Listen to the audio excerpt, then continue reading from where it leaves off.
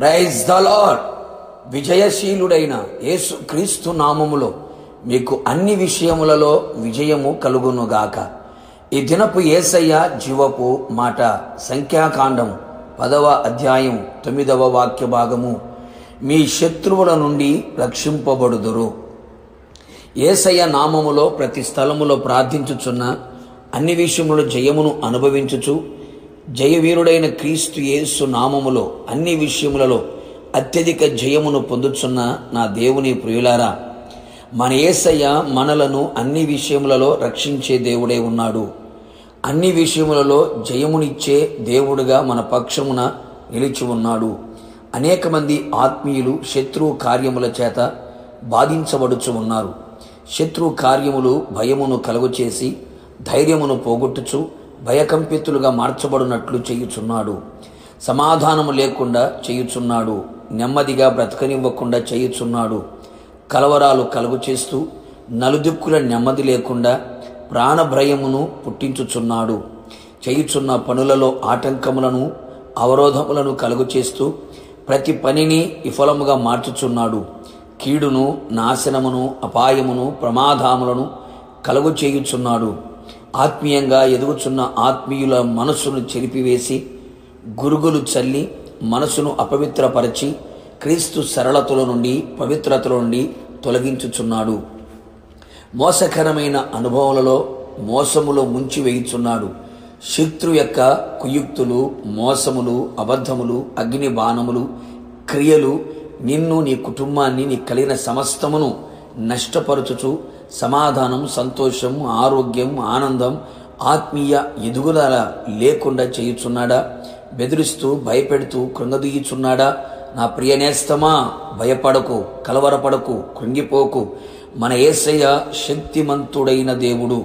శత్రు బలము కంటే అధిక బల సంపన్నుడైన దేవుడు.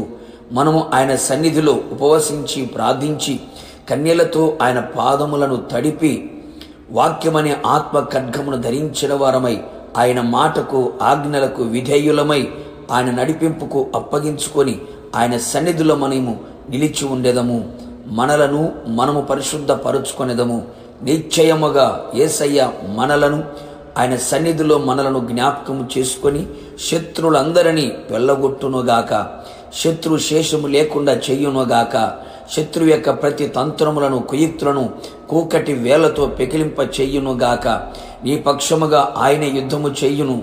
నీతో యుద్ధము చెయ్యి వారితో ఆయన యుద్ధము జరిగించి శత్రువు చేతిలో నుండి నేను విడిపించి రక్షించును.